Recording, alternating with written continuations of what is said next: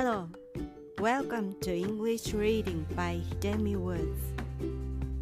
I'll read episodes from my books and talk about them. I hope you enjoy the show with me.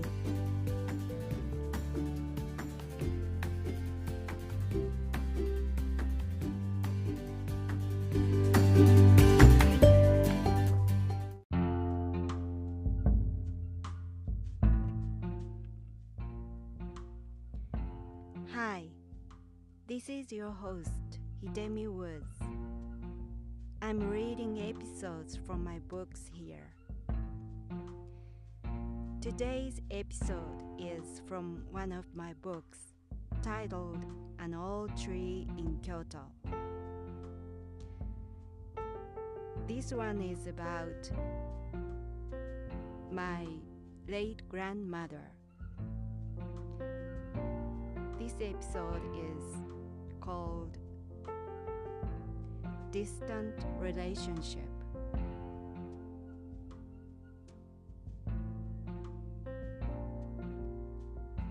Distant relationship. In place of my parents who were busy working out in the field as farmers from dawn till late night, I was raised by my grandmother. Although I spent most of the time at home with her, we had a quite distant relationship. She was rigid and quiet, and I had felt tense all the time. She was friendly to my younger sister, but with me, she herself seemed strained. I was regarded as a successor of the family back then, and she treated me like some sort of VIP. She didn't accept idle talk and didn't understand any joke. Whenever I was talking casually, she stopped what she was doing right away and fixed her eyes on me to listen. So it was impossible to have relaxed conversation with her. Also, she was strict about manners and chided me for my way of eating, sitting at the table, or walking. Consequently, our meal times were silent. Sometimes she would set my meal at the table perfectly and retreat to her room like a servant. She hardly talked about anything personal, and even when I asked, she just shrugged it off as if it was irrelevant. I had lived with her for over 20 years, but I never knew her. 3 years have passed since she passed away, and she still remains as a mystery to me.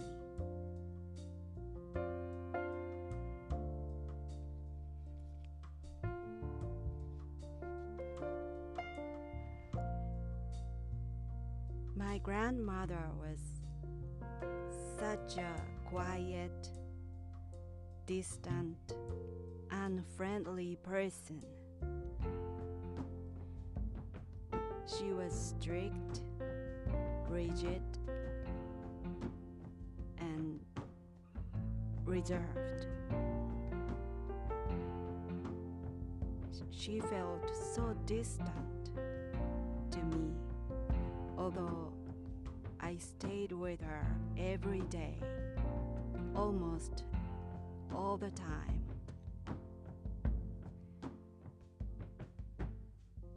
But I never understood what she was thinking or what she was interested in.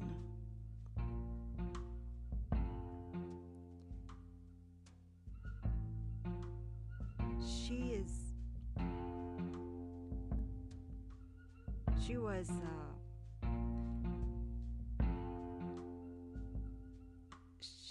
didn't have any friends, and she hardly went out. She just stayed at home every day, doing all the housework, like cooking, cleaning, sewing, and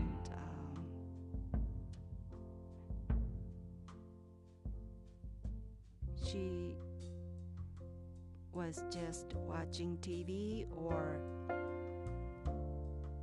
helped my grandfather at the yard. My grandfather was crazy about growing his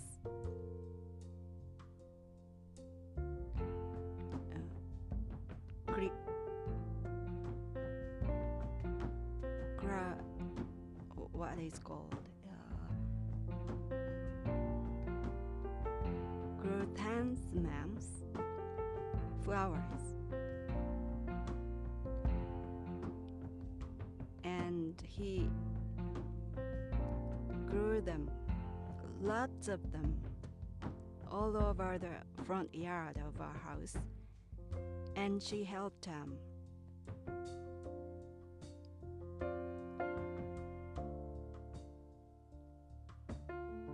And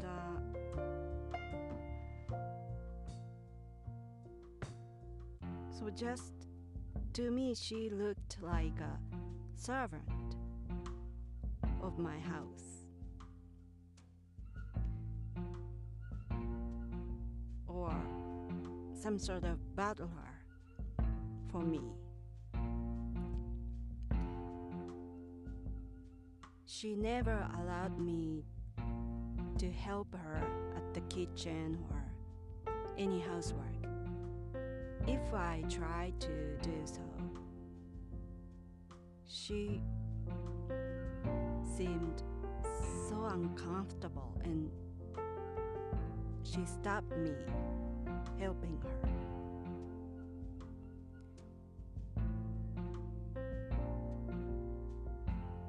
When she caught me by chance doing the dishes at the kitchen or cleaning a little bit, she instantly got sullen, and she became in a bad mood and told me to stop.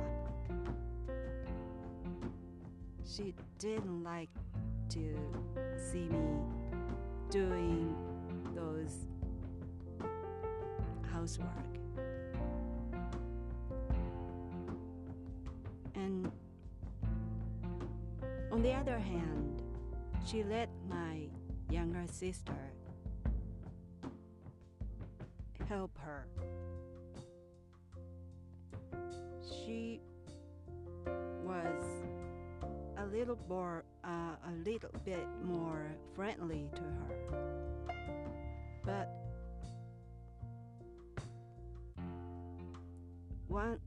the minute I tried to join them, my grandmother got nervous, got strained to me, so she just stopped talking idly and asked me what she could do for me. So perhaps I had never had a friendly talk with her for over 20 years when I lived with her.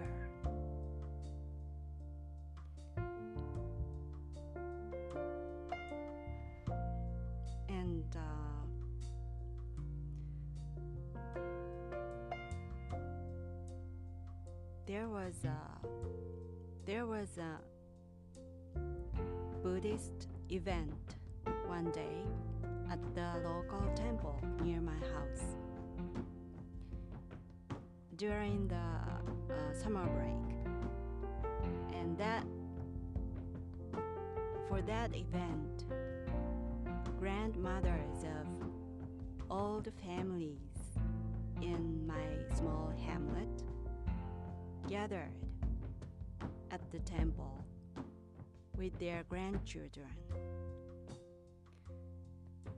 And my grandmother took me there, and that was a special Buddhist event, and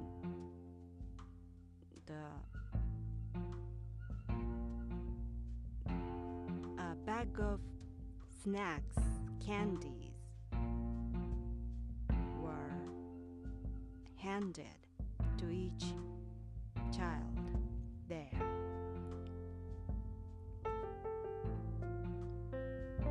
And I was talking with other neighbor friends, and my grandmother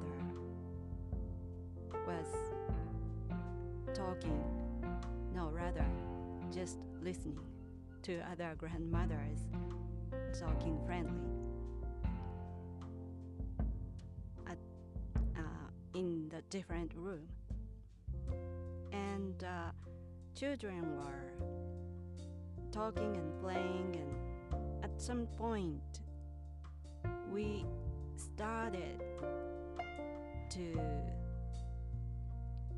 play with a bag of snacks. We began to put a bag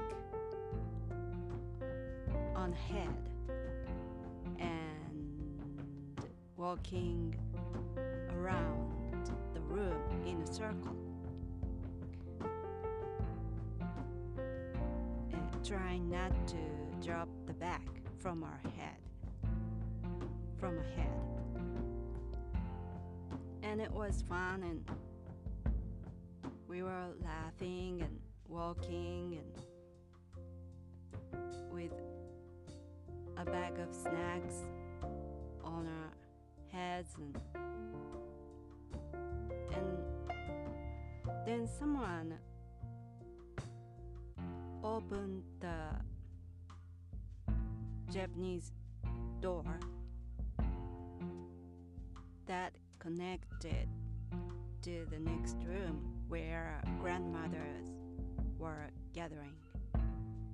And my grandmother happened to see me playing with other kids, stupidly, with a bag on my head.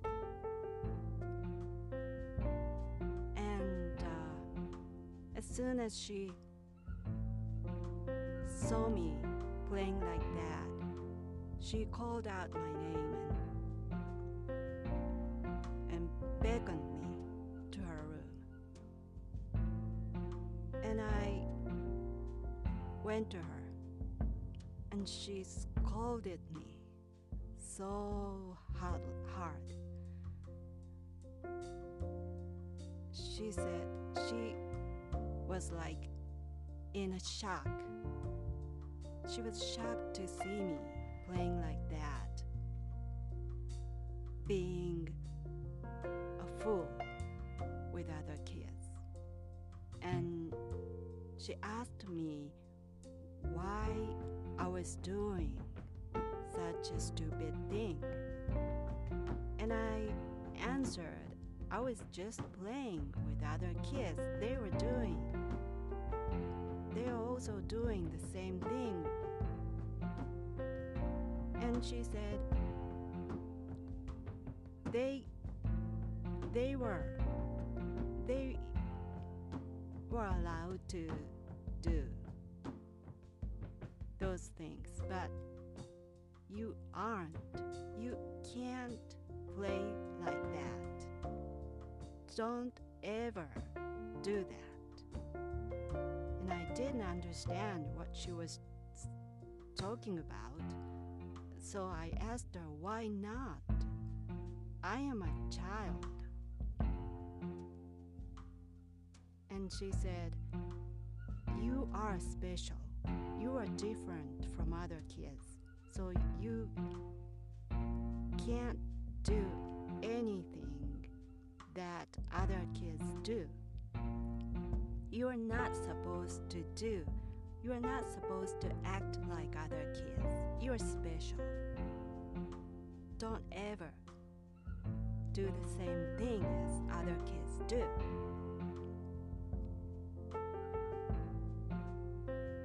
And she really instructed me to be different from other kids.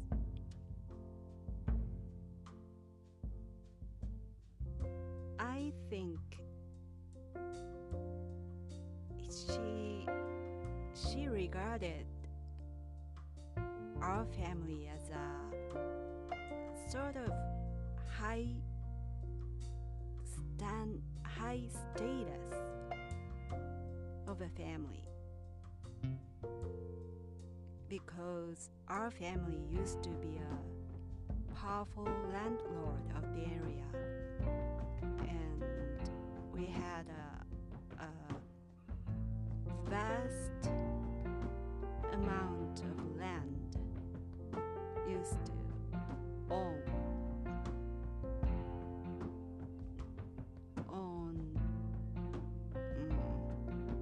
almost all the land of that area, and we had gotten fallen over the years, over the generations. But she still clung to that status or family history, and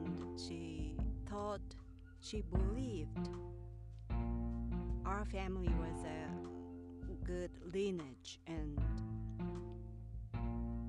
our family was sort of higher than other neighborhood old families. So she thought our family itself was different from others, supposed to be different from others. And especially since I was regarded as a next successor of the family, she just taught me kingcraft to reign the family.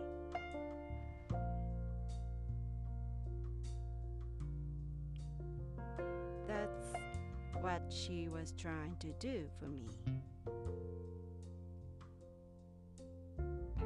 And she strongly taught me to be special and be different from others. And that teaching was tattooed in my brain, although my family succession ended with me, and there was no house or family remained. I had nothing to succeed anymore. But my grandmother's teaching remained so firmly in my brain. And to be honest, it didn't any good to me, because it's useless now that there was nothing to succeed our family was cut off. So my grandmother's king craft for me is now totally useless.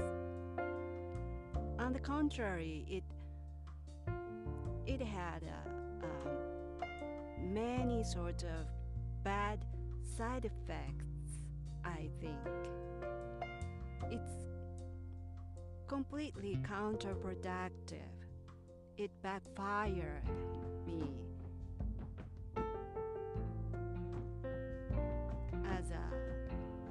as a grown-up, because I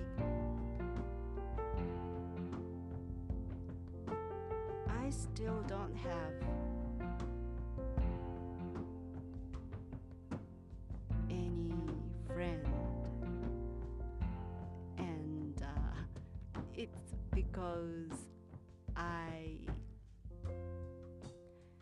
still tend to think I'm different from others, and I still try not to do what others do. So I wouldn't work at the office. I wouldn't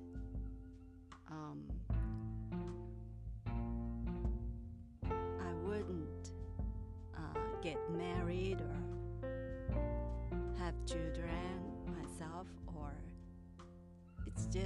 I just couldn't, because of probably because of my grandmother's teaching. And I still unconsciously try to be different.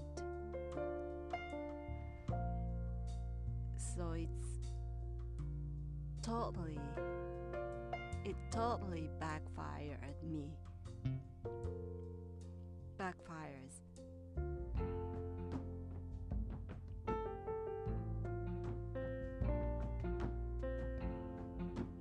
And I still vividly remember when I was a child, and when I lived in that small hamlet in my old house. There was a very narrow path near my house, and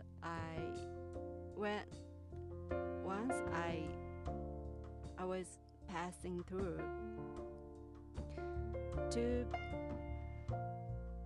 elderly women were walking toward me.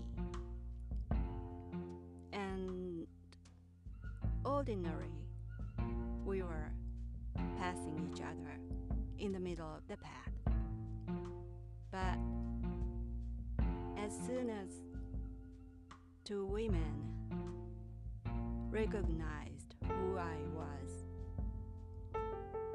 they jumped with a surprise and just stopped walking and they let me pass by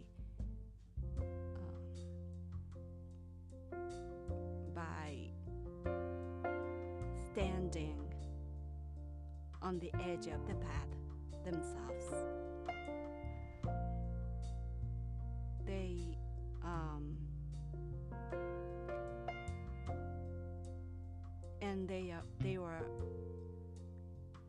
They were just standing on the edge of the path, bowing to me while I was passing beside them. So it seemed they remembered how powerful our family once was, and she recognized me as a successor of that family, so they couldn't pass me by. They just had to. They thought they had to keep themselves aside just to let me pass.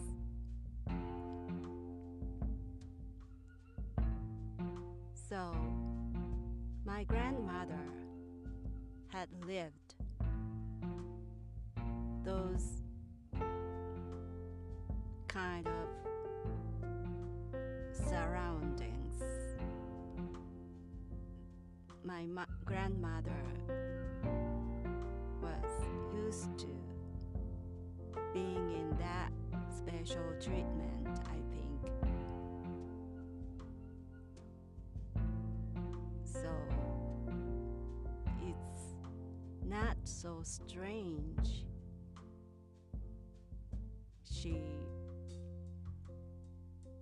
She believed I should be different. I should not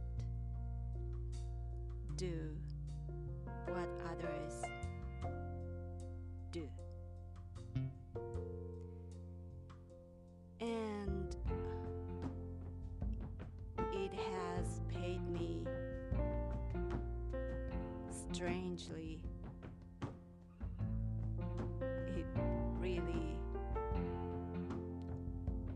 It has really hindered me from being ordinary.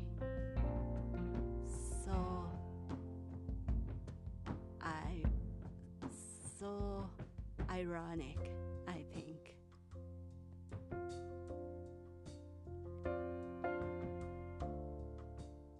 Well, thanks for joining me again. I hope you come back soon. I'm Hidemi Woods. Until next time, take care and be well.